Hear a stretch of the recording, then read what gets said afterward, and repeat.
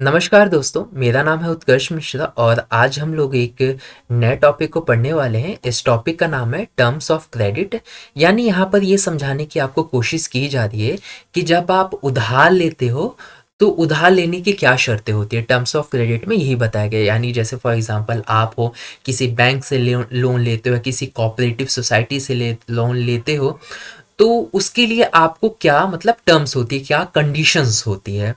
अगर हम ये देखें क्रेडिट, टर्म्स ऑफ क्रेडिट के अंदर, तो इसके अंदर पहला पॉइंट क्या बताया गया है कि फॉर एग्जांपल अगर मैं आपको इसे समझाऊं, इस पहले पॉइंट में ये बताया जाता है कि मान लेते हैं एक पर्सन है, एक पर्सन को मैं लोन दे देने वाला हूँ। ठीक है, उस पर्सन ने कहा कि मुझे 1 लाख रुपए चाहिए। मैंने कहा ठीक है, मैं आपको 1 लाख रुपए दे दूंगा, लेकिन मैं आप पे 12% इसका इंटरेस्ट चार्ज करूंगा। इट मीन्स कि जितना भी आप अमाउंट लोगे, अगर 1 लाख रुपए लोगे आप मुझे, तो उसका मैं आपसे 12% चार्ज करूंगा।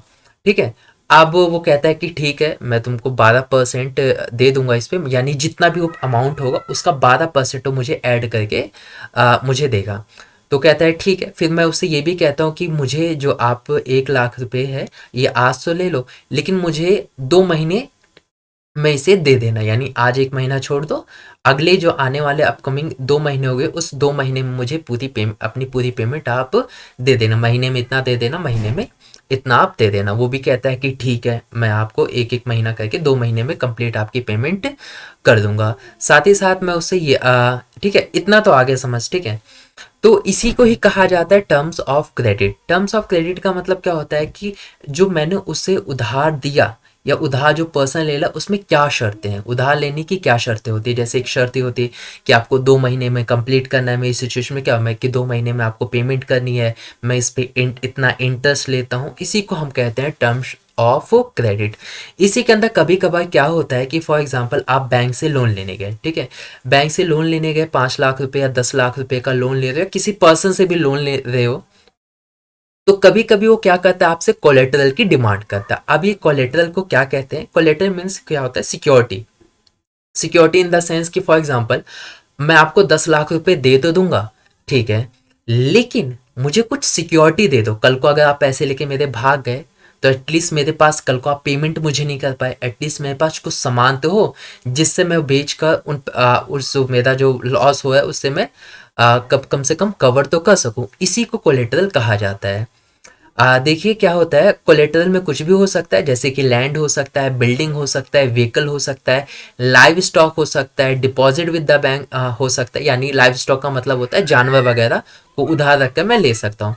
जैसे क्या होता है कि फॉर एग्जांपल मुझे बैंक है, मैं बैंक गया, मैंने कहा मुझे लोन चाहिए, 25-50, मुझे 50 लाख रुपए का लोन चाहिए। तो उन्होंने कहा ठीक है, हम आपको 50 लाख रुपए का लोन दे देंगे, लेकिन उसके बदले हमें कुछ कोलेटरल चाहिए। कोलेटरल फॉर एग्जांपल उन्होंने मांग लिया कि आप अगर खुद का आपका घर है, फ्लैट में अगर रहते हो, कहीं पे भी आप रहते हो, तो मुझे उसके कागज आप दे दो।